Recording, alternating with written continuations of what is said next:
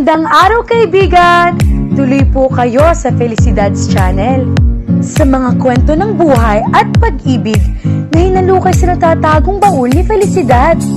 Pero bago po tayo magpatuloy, huwag niyo pong kalilimutan na i-like ang video, i-subscribe ang channel, at i-click ang notification bell para lagi kayong updated sa mga parating pa na upload.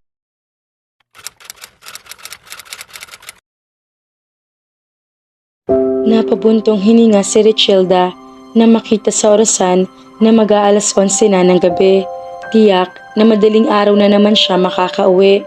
Nagpaalam siya sa immediate superior niya na mag-undertime ng araw na iyon para sa date nila ng boyfriend niyang si Marvin. Kaya lang ay nagkaroon ng problema sa huling episode na idinodob nila ng nagdaang araw kaya hindi iyon maipadala sa kliyente nila sa US. Ang siste, hindi niya maiwan ang kanyang mga kasamahan. Hindi niya maatim na makipag-date habang ang mga ito ay nagpupuyat sa trabaho. Dati siya nasa subtitling department ng Quiñones and Montales Multimedia Company. Mula Quiñones Production Company, pinalitan ang pangalan niyon nang sumosyo sa may-ari ang kaibigan nito. Recently, they only offered film subtitling and producing featurettes and commentaries for US clients. But now, they also dub telenovelas for US clients and offered production services. Inirekomenda siya ng manager niya sa subtitling department para maging supervisor sa production team. Nakatulong ang tinapos niyang degree sa mass communication para ma-recommend siya. Mula na maging production supervisor siya, 5 buwan na nakararaan, naging abnormal ang oras ng pasok niya.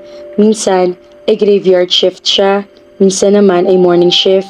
Kung dati ay maghapon lang siya naka-headset at tahimik na tumitipa sa keyboard niya, ngayon ay pulos siya salita, dubbing equipment, soundboard at laging on the go ang drama niya. Kung may tanggap na production job para sa labas, ay walang humpay na pagtatrabaho ang nangyayari sa kanya.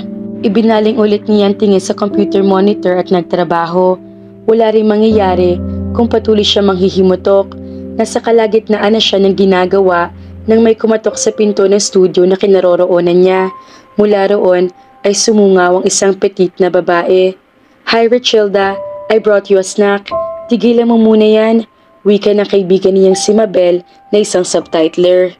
Habang inilalapag sa mesa ang daladalang isang plastic na McDonald's, napangasawa nito si James Warren, ang isa sa mga may-ari ng kumpanya at ang dating manager niya na nag-recommend sa kanya para maging supervisor.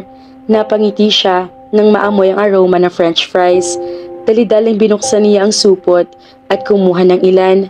"Thank you, Mabel. Teka muna. Bakit nandito ka pa? Hindi mo ba alam na masama sa buntis na nagpupuyat? Paano kung maging mukhang buwan ng inaanak ko? Hep, kumakaria ka dyan. Bakit? Ikaw bang nanay?" Pabirong sabi nito. Sinimangutan siya nito. 2 buwan na itong buntis pero feel nito mag-maternity dress na agad.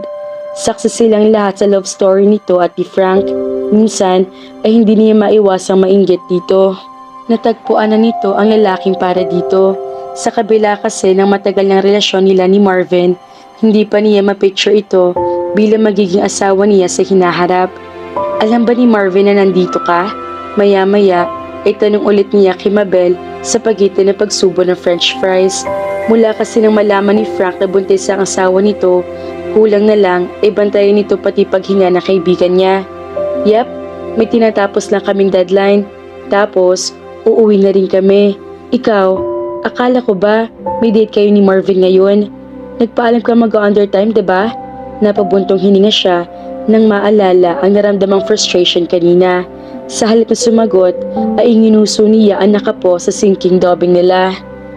"May deadline din kayo ngayon? Ano pa nga ba? May balat yata si Marvin. Tuwing magsaset kami ng dinner date, lagi nakakancel." Paghihimutok niya. Hindi demanding sa oras niya ang kanyang nobyo. Kaya lang, madalas, nagigilty siya dahil halos wala siyang panahon para dito. Parang lagi ito nag-a-adjust para sa kanya. "Sinabi ko na sa'yo, lumipat ka na lang ulit sa subtitling eh. Pwede magsa-sideline na lang?" Nakangiting biro niya rito.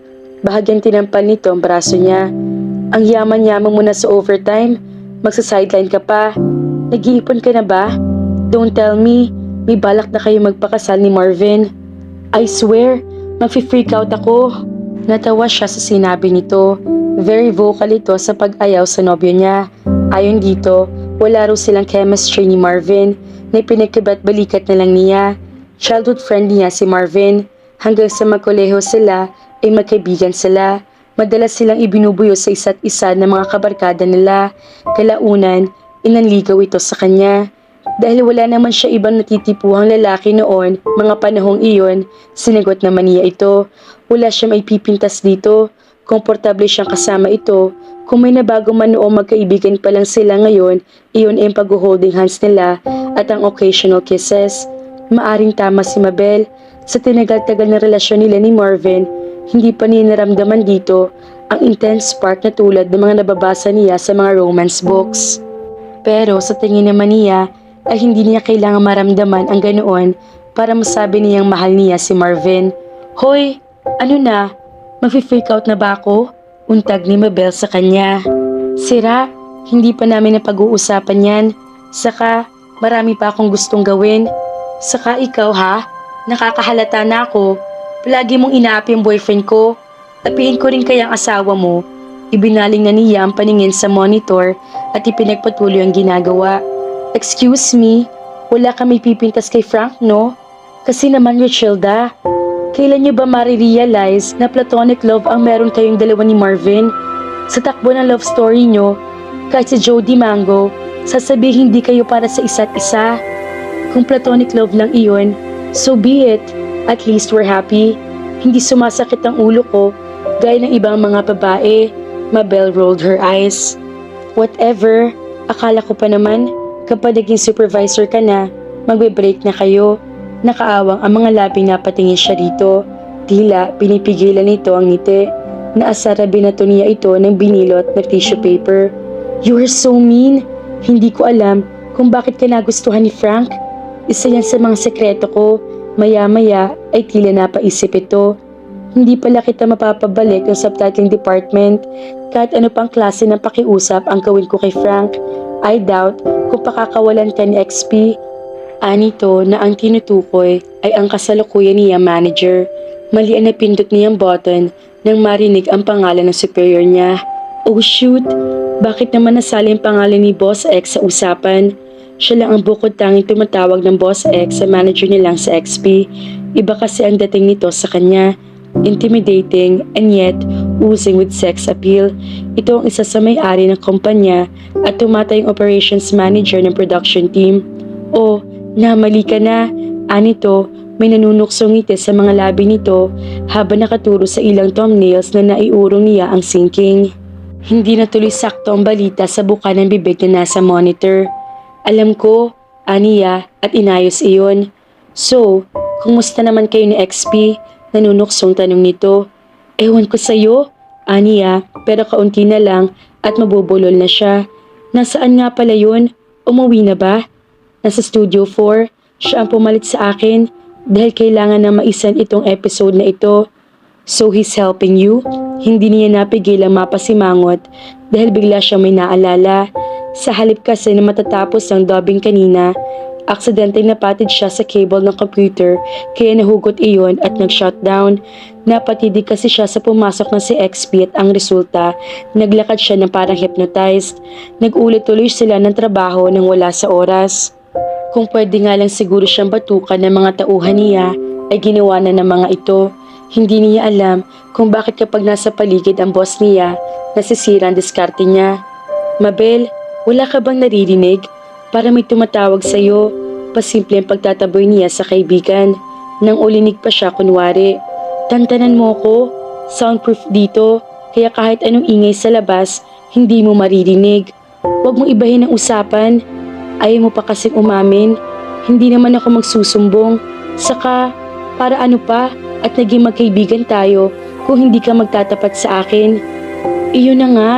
Kaibigan kita. Kaya kilala kita. I know you love to play Cupid, sagot niya rito. May sasabihin pa sana ito nang biglang bumukas ang pinto. Otomatikong nangumiti si Mabel na makita si Frank. Napangiti rin siya nang salubungin ito ni Mabel ng halik sa mga labi. Oo nga, para hindi kami ganito ka-sweet ni Marvin. Mukhang iniistorbo ka na naman itong kaibigan mo nakangiting sabi ni Frank habang nakaakbay sa asawa. Sanay na ako. Please lang, iuwi mo na si Mabel at baka magbukang half mo ng inaanak ko. Natawa si Frank. Bumukas ulit ang pinto. Napalingon sila roon. Nakita nilang pumasok ang boss niya. Biglang bumilis ang tibok ng puso niya. Oh, XP, wala pa ba kayong balak umuwi? Tanong ni Frank dito. Lumapit si XP sa kanila. Nadoble yata ang bilis ng pintig ng puso niya. Tumingin ito sa kanya, saka sinulya pa ng kanyang ginagawa. Matagal pa ba yan? Formal na tanong nito sa kanya. Sa loob ng 5 buwan nilang pagkakasama sa trabaho, ay hindi sila naging malapit sa isa't isa. Napaka-private itong tao, kaya kakaunti lang alam nila tungkol dito. Siguro, dala na rin ang pagiging tahimik nito at ang very authoritative na aura nito, kaya wala rin nagtatangka mag-usisa tungkol sa personal life nito. Hindi ito gaya ni Frank na sa simula pa lang ay approachable na. Kahit anong daldal niya kapag ibang kaharap o kasama niya, pagdating dito ay natatameme siya. Marahil, ang pagiging mukhang istrikto rin ito ang dahilan kung bakit kapag nasa paligid ito ay tila sinisilihan siya na hindi niya maintindihan. Bumibilis din ang pintig ng puso niya. Marahil, dahil pakiramdam niya ay para siyang bata na kaunting maling kilos lang ay pagagalitan ng istriktong teacher. Physically, para nagkokontest sa pagwagwapuhan ang dalawang boss nila. Boy next door ang tipo na kagwapuhan ni Frank, samantalang snobbish type naman si XP. XP had an athletic build and a towering height of 6 feet. Itong Filipino version ni Travis Fimmel na sa kamalas-malasan ay crush niya kaya lalo siya ibinubuyo ng kaibigan dito. Itinigil niya ang pag-iimbentaryo sa itsura nito at itinuon ng atensyon sa itinatanong nito. Mga 10 minutes na lang naman, tapos pwede na itong ipas boss. Good, kumunot ang noon nito na makita ang wala ng laman na supot ng Jollibee. Patay, bawal kumain sa loob ng mga studio. Dangan nga lamang at matigas ang ulo niya kaya hindi na niya niyaya sa labas si Mabel kanina para kainin ang dala nito. Hindi ka pa ba nagde-dinner? Tanong ni XP sa kanya. She was torn between lying and telling the truth. Kung sasabihin niyang hindi pa siya kumakain, baka sabihin nitong binigyan siya nito ng dinner allowance. Pagkatapos ay hindi siya nag-dinner. Kung sasabihin naman niya kumain na siya, memo yata ang haharapin niya kapalit ang sandaling ligaya sa pili ng ilang piraso ng fries ng Jollibee. Kasi actually XP, ako ang nagdala ng food kay Richilda. Alam ko kasi pag may deadline ng isang iyan, nakakalimutan niya ang pagkain. Please, spare her just this once. Salo sa kanya ni Mabel na lihim niyang ipinagpapasalamat. Kung hindi ka pa kumakain, bakit iyan lang ang kinakain mo? Boss X, kasi kanina kasi nagulat siya nang hawakan nitong kamay niya.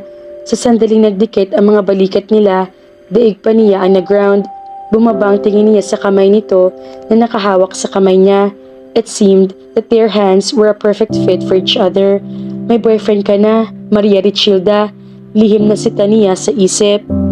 Babawiin sana niya ang kamay niya mula rito, pero lalo nito hinigpitan na pagkakahawak doon. Halika na, anito, at inudyo ka na siyang tumayo. Saan tayo pupunta? Hindi pa ako tapos. Kumunot ang noon nito na tila hindi nagustuhan ang pag-angal niya. Mamaya mo na tapusin yan. Kaunti na lang naman yan. Mas mahalaga ka riyan. Maang na napatingin siya rito. Ano raw? Ayokong magkasakit ang mga tauhan ko sa production team.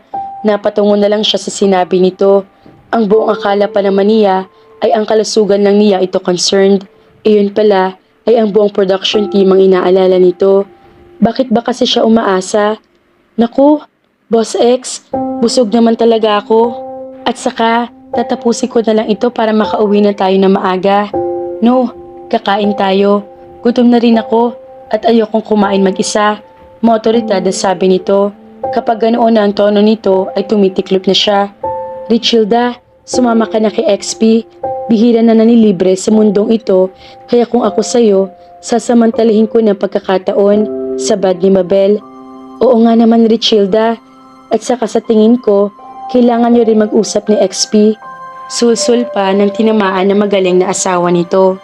Maang na napatingin siya sa mga ito. Come on, let's go. Bago pa siya nakapalag, ay tuloy na siyang hinilan ni XP patayo. Hindi niya napansin ang silyang nakaharang sa harap niya, kaya natalisod siya at nasubsob sa mabangong likod nito. Nahihiyang napatingin siya rito. Sorry, careful, he said in a very soothing voice. Mukhang gutom ka na nga, Richilda. Wika pa ni Mabel bago binalingan ng binata. XP, pakialalayan na lang ang isang iyan at may pagka-clumsy ngayon eh. Pinandilata niya ang kaibigan. Utang na loob, Frank. Iuwi mo na yung asawa mo. Yeah, we'll go ahead. Sabay na kami sa paglabas nyo. Ani ni Frank. Naku naman mga kafelisidad, bakit nagkakagusto pa si Richilda sa kanyang boss ay mayroon na siyang boyfriend? Hay naku, saan na kaya ang true love? Kaya naman, abangan!